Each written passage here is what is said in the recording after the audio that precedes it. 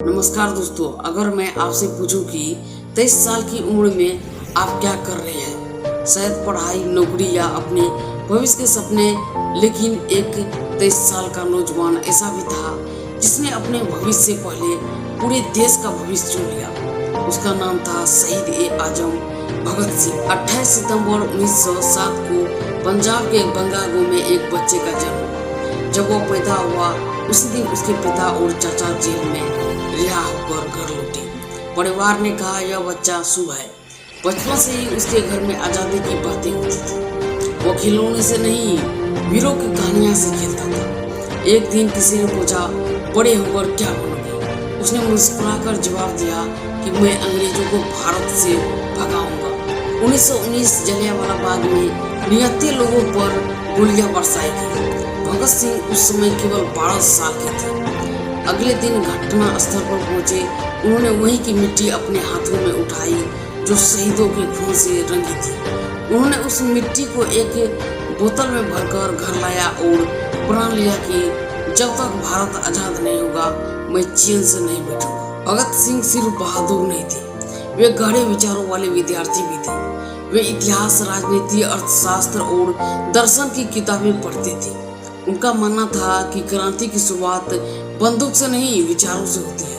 उन्होंने अपने साथियों से कहा, जो इंसान पढ़ना छोड़ देता है वह आगे पढ़ना भी छोड़ देता है। 1928 में साइमन कमीशन का विरोध हो रहा था। लाला लाजपत राय पर पुलिस ने लाठीचार्ज किया। कुछ दिनों के बाद उनकी मृत्यु हो गई। भगत सिंह ने कहा, इस लाठी की हर चोट अंग्रेजी हुकूमत से ताबूत की आखिरी कील बनेगी। 8 अप्रैल 1929 भगत सिंह और बटुकेश्वर दत्त ने केंद्रीय विधानसभा में बम फेंका, लेकिन वो बम किसी को मारने के लिए नहीं था। उन्होंने पहले ही ऐसी जगह चुनी जहाँ किसी को जान न जाए।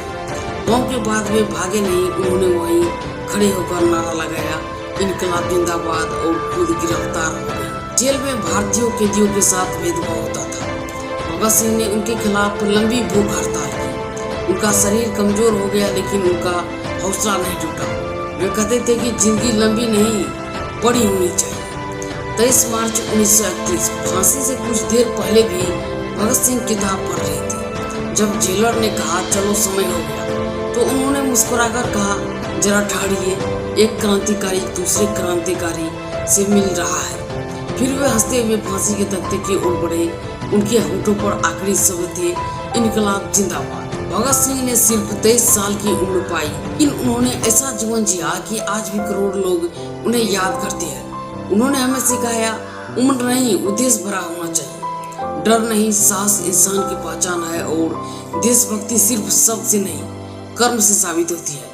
अगर आज भगत सिंह जिंदा होते तो शायद हमसे यही कहते, अपने सपनों के लिए जियो, अपने देश के लिए सोचो और सच के लिए कभी मत झुको।